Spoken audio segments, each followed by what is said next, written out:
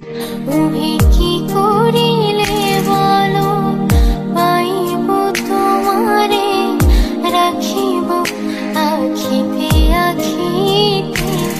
ওহে এত প্রেম আমি কোথাও পাবো না, এত প্রেম আমি কোথাও পাবো না, তোমারে হৃদয়ে রাখিতে।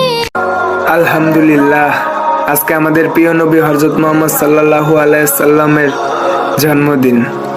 হে আল্লাহ, এই দিনের উসিলায় তুমি আমাদের সকল গুনাহকে মাফ করে দিও আল্লাহ। আর সবাই কমেন্টে আলহামদুলিল্লাহ বলে যান প্লিজ।